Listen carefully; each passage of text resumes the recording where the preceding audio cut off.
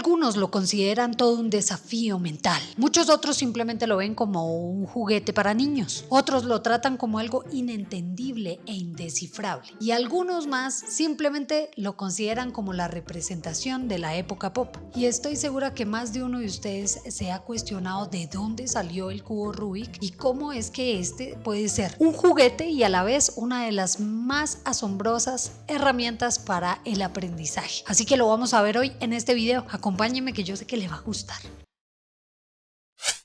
Empecemos por el principio. Sí, señores, hablemos de Erno Rubik, que es la maravillosa e ingeniosa persona que logró crear de cero el cubo Rubik. Erno Rubik es un escultor, arquitecto y diseñador de la Escuela de Artes Comerciales de Budapest. Al graduarse, decide quedarse como profesor, en donde dio clases en la Academia de Artes Aplicadas por más de 20 años en las áreas de diseño gráfico, diseño industrial y asimismo en el manejo y uso de diferentes tipos de materiales. Su clase principal hacía referencia a la importancia de comprender el espacio, y es por eso que para el año 1974 Erno Rubik se encuentra con diferentes complicaciones al momento de explicar de una manera suficientemente adecuada la percepción del espacio a sus alumnos, y es entonces cuando empieza a trabajar en algo que genere esa forma en la que él pueda explicarle a sus alumnos de una manera muy sencilla el espectro de la tercera dimensión. En una entrevista, Erno asegura que las personas solemos considerar estar lo suficientemente familiarizadas con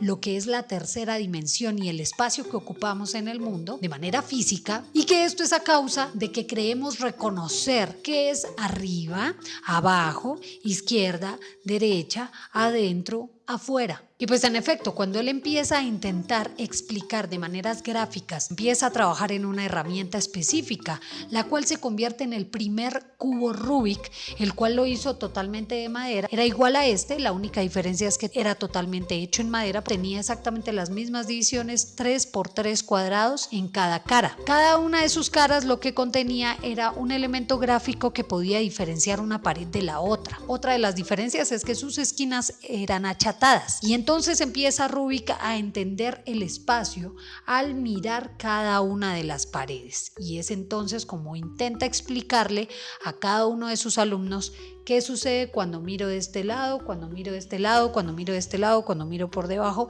y así estructurar de una manera más realista que eran las perspectivas. Pero es entonces cuando Rubik se encuentra con un limitante, no puede entender qué pasaría o qué consecuencia habría al mover uno de los lados. Y es así como Rubik empieza a comprender y a darle más aún importancia a un elemento base importante en la perspectiva del espacio, y se llama el movimiento. Para él, entender el movimiento también es parte base, ya que se debe siempre a tener en cuenta cómo es que funciona el movimiento.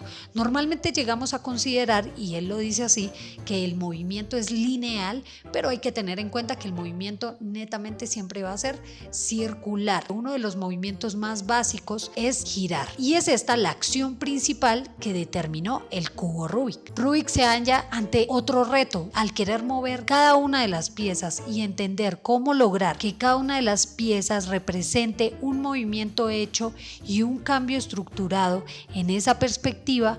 Dado el movimiento, entonces tendría que volver el cubo mecánico. Al convertirlo en mecánico, pues el cubo iba a permitir que no se movieran solo los lados, sino que se moviera cada una de sus partes, cada cuadrito que tenemos acá. Luego de esto, él determina poner a cada cara un color diferente y utiliza exactamente los colores básicos. Entonces empieza a revisar qué pasa si muevo esta pared para allá, qué pasa si luego la bajo, ¿qué pasa si luego giro esta? Hasta que terminó con un cubo así, totalmente desarmado, en el que se halló con su siguiente reto. Y es así que dura un mes armando el primer cubo Rubik oficial. A los 3 años lo decide lanzar al mercado, y en ese momento se vendieron por toda Hungría alrededor de más de 100.000 millones de cubos en ese solo año. Y Rubik atribuía a que él se consideraba una persona muy simple, que le gustaban las cosas demasiado básicas, que puede así como lo atrajo a él, atraer a muchas otras personas.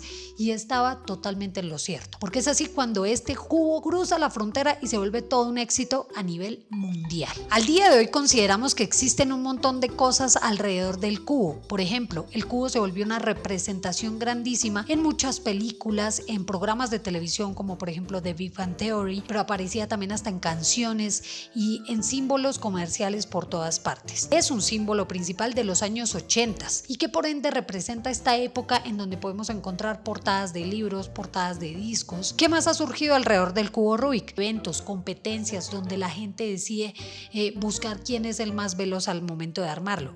Por esto existen un montón de formas y algoritmos diferentes para poder armar el cubo Rubik. Podría decirles que para el clásico 3x3 existen aproximadamente 43 trillones de combinaciones posibles. Eso quiere decir que hay una gran variedad de soluciones y configuraciones diferentes para poder llegar a armarlo. Han salido diferentes, tanto científicos como ingenieros, que han integrado diferentes algoritmos y diferentes formas en las que logran resolver el cubo en el menor tiempo posible. Cuando usted ve a alguien armando el cubo Rubik, normalmente se sabe en el algoritmo por excelencia, pero cuando alguien lo arma en segundos es porque ha logrado descifrar este tipo de algoritmos en donde lo que utilizan es su memoria para recordar qué movimiento hacer a la hora de encontrar una posición en el cubo.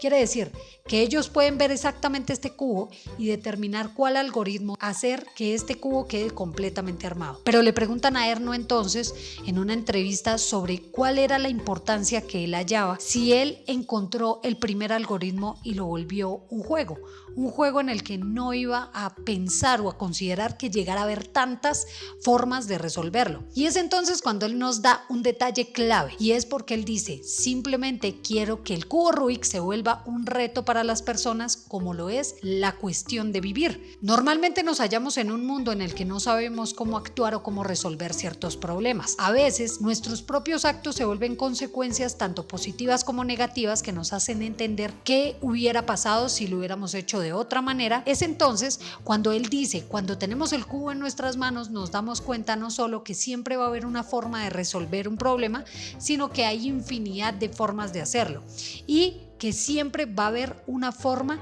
de resolver aquello que estamos haciendo siguiendo un paso consecutivo de acciones versus consecuencias. Si le damos el poder a un niño de tener un cubo a la mano, este niño va a poder lograr determinar de alguna manera global el espectro del espacio-tiempo en su propia vida. Va a poder entender que en el mundo lo único que no tiene solución inevitablemente es la muerte, señores. Ahora que pasamos de la historia a algunos datos relevantes de lo que ha venido siendo el cubo Rubik, teniendo en cuenta que este es un juguete que hace parte de la colección de todos los rompecabezas que existen en la historia. Además que podemos encontrar diferentes variantes del mismo. Por ejemplo, uno de los más conocidos después del 3x3 es también la pirámide. Conocemos el 2x2, el 5x5, el 6x6, hasta existe al día de hoy el 21x21.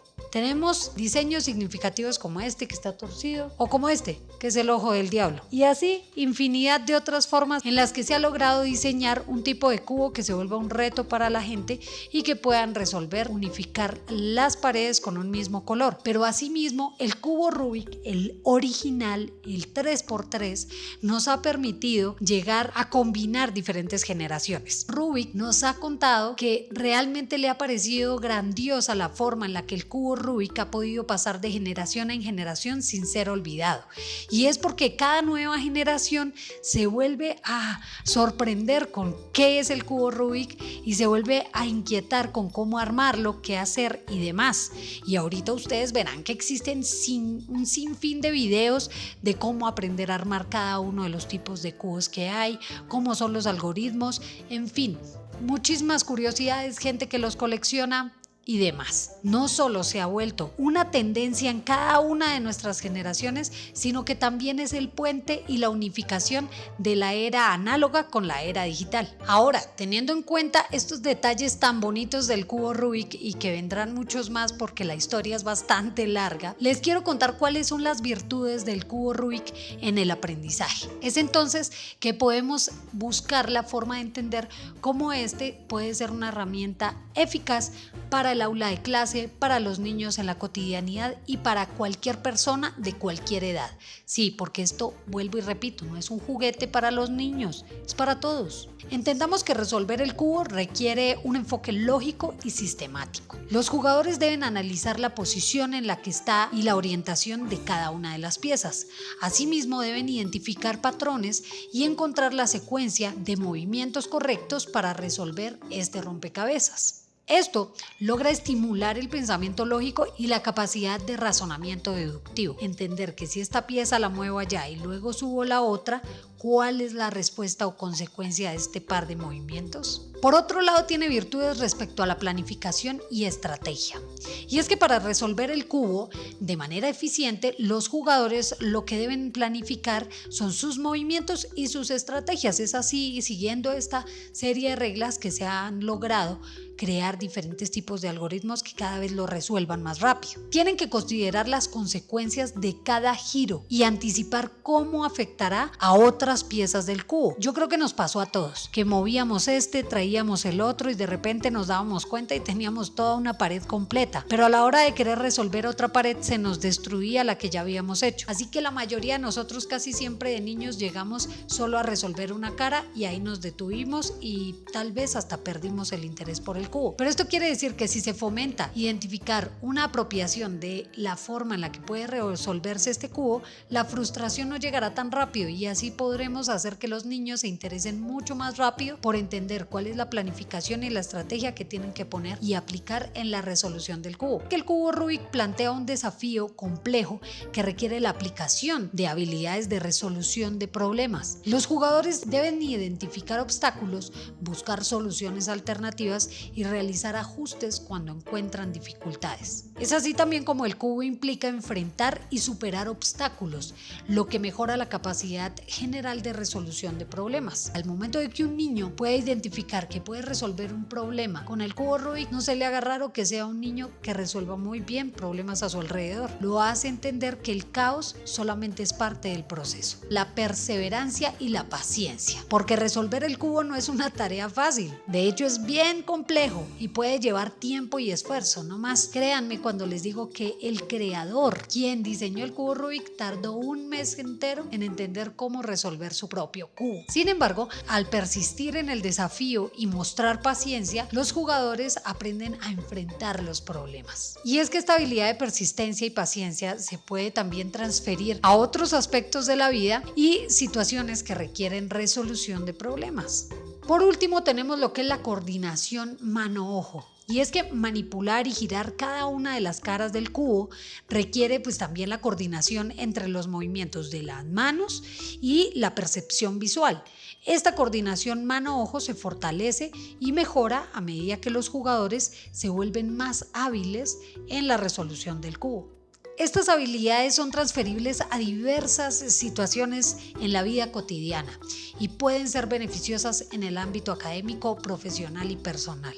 Realmente, si yo lo aconsejo en este momento es porque creo que en tiempos pasados, cuando intenté por primera vez armar el cubo, para mí fue simplemente algo para niños inteligentes y lo abandoné de inmediato cuando me dijeron que era una resolución o una respuesta matemática y lógica.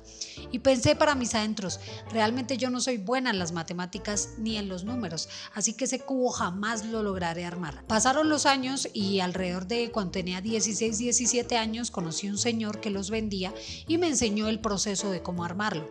Intenté recordar todos los pasos, pero llegó un momento en el que olvidé los últimos 2 pasos y a la final siempre llegaba solo hasta la mitad del cubo armado, cosa que también llegó a frustrarme porque solo entendía que debía aprenderme de memoria aquellos algoritmos que me podían llevar a resolver el cubo, sin tener en cuenta que muchas de las estrategias de lo que yo ya sabía podía utilizarlas para lograr resolverlo de nuevo. Pero es así como resolvemos muchas cosas en nuestra vida.